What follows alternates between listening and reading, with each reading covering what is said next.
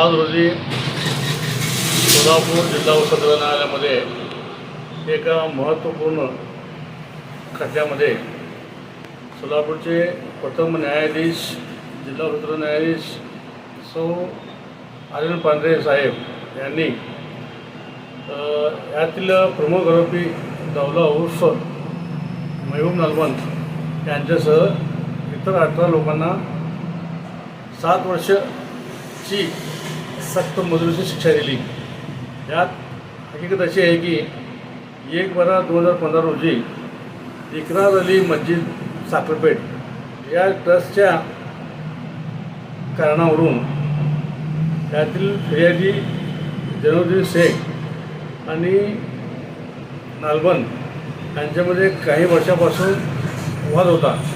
हा वाद मिटवण्याकरता सोलापूर शहराचे शहर गाजी अमजद अली गाजी यांनी हा वाद मिटावा म्हणून 1/12/2015 रोजी इकरार अली मस्जिदमध्ये सोलापूरच्या काही प्रतिष्ठित लोकांना घेऊन मीटिंग बोलवली आणि वाद मिटावा हा प्रयत्न केला, परंतु हा वाद वाढत गेला आणि वादाचे रूपांतर भांडणामध्ये झाले। यामध्ये काही ट्रस्टी नसताना नालवंत कंपनीने चंदा वसूल करणे, बेकायदेशीर बांधकाम करणे, त्याचे भाडे घेणे वगैरे हा वाद होता। हा वाद भांडणाचे रूपांतर झाला। भांडणं झाल्यानंतर दौला नालवंत आणि इतर लोकांनी त्यातील फिर्यादी जैनुद्दीन शेख, त्याचा भाऊ मोटू शेख, इमान हवालदार आणि इतर लोकांना 5 लोकांना मारून जखमी केल्याबद्दल जलोल पोलिसांमध्ये गुन्हा नोंद झाला। या गुन्हा सखोल तपास करून पोलिसांनी मेहरबान पांढरे साहेब यांच्या कोर्टात दोषारोप दाखल केले। हा खटला तब्बल 6 महिने चालला आणि टोटल यामध्ये 21 साक्ष तपासण्यात आले।